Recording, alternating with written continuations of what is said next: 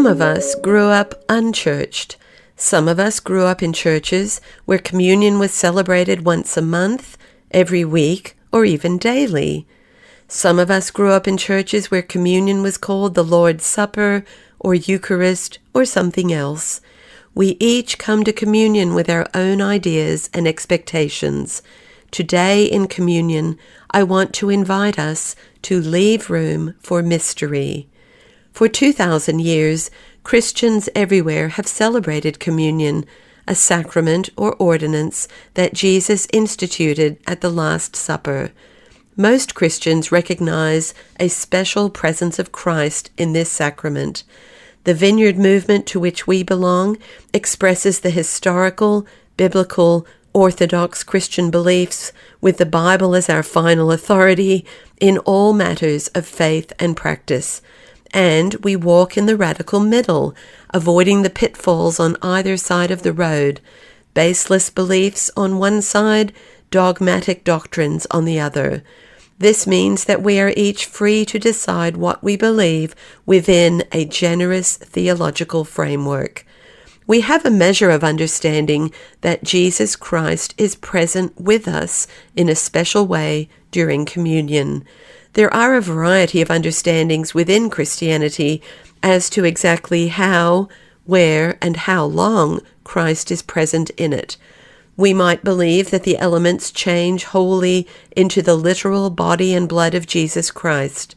We might believe that, in a way surpassing our understanding, the elements become the body and blood of Jesus Christ. We might believe that Jesus Christ is truly and substantially present with the elements. We might believe in Jesus Christ's spiritual presence in the elements. We might believe that the elements are a ceremonial remembrance of Jesus Christ. We might believe that communion is a specific channel of divine grace. We might believe that communion is an expression of faith and of obedience to Christ. We might believe a mixture of things. The important thing is that communion is about communing with Jesus Christ together.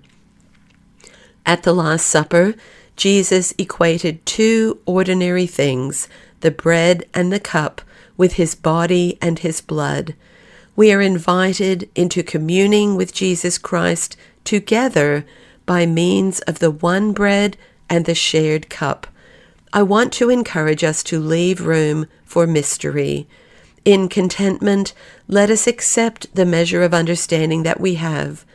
In humility, let us be present in the presence of God.